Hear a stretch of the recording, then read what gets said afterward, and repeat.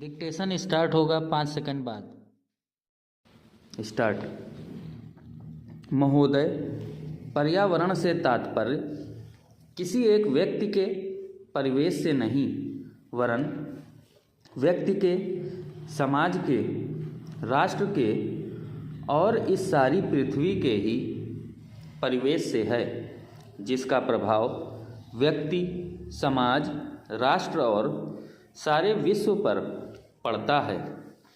पर्यावरण से तात्पर्य पेड़ पौधों, नदी, पहाड़ या किसी तंत्र विशेष से नहीं, वरन उस समग्र वास्तविकता से है जिस पर मानव मात्र का अस्तित्व और उसका संपूर्ण आध्यात्मिक एवं भौतिक विकास निर्भर है। अस्तित्व केवल शारीरिक स्वास्थ्य ही नहीं, मानसिक भी। स्वस्थ शरीर में स्वस्थ मन ही अच्छे स्वास्थ्य की परिभाषा है। शारीरिक स्वास्थ्य हमारे आहार पर निर्भर है, जिसका स्रोत इस पृथ्वी का जल, थल, वायुमंडल है। मानसिक स्वास्थ्य भी प्रकारांतर से इन्हीं पर निर्भर है, क्योंकि जैसा खाए अन्न वैसा बने मन।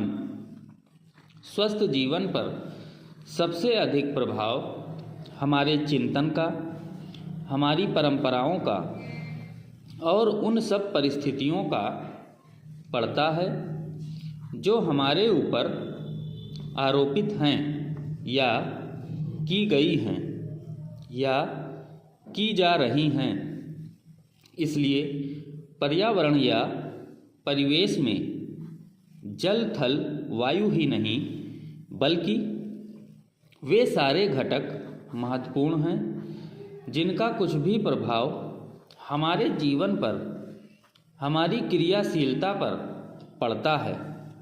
जैसे हमारे विचार, हमारे आचरण और हमारी परंपराएं एवं संस्कृति आदि। पैराचेंज। सदा से मानव की आकांक्षा उन्नति और विकास की रही है। जगत का अर्थ ही है गतिमान, और गति दोनों ओर संभव है, उन्नति की ओर भी और अवनति की ओर भी।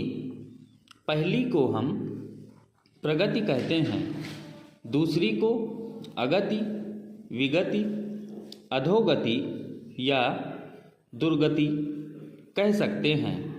वास्तव में मनुष्य ऐसा जटिल प्राणी है जिसमें अनेक विरोधाभासी और असंगत प्रतीत होने वाली प्रवृत्तियां और प्रतिक्रियाएं होती हैं।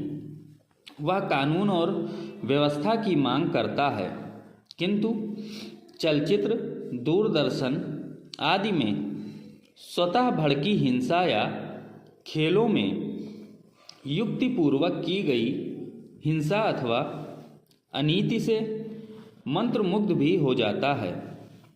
मनुष्य अपनी ही जाति या वर्ग के व्यक्तियों के प्रति प्रायः बहुत अधिक प्रतिद्वंद्वी होता है, किंतु कोई बाहरी खतरा उपस्थित होने पर उनके प्रति हद से ज़्यादा सहयोगी बन जाता है।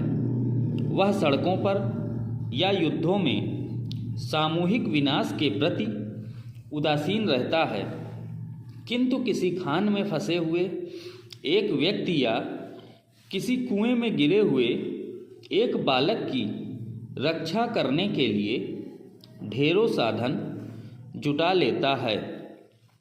कुछ विद्वान कहते हैं कि मनुष्य बंदर की संतान हो या ना हो, किंतु उसमें खालिस बंदर की द्वैध प्रकृति प्रायः ही होती है।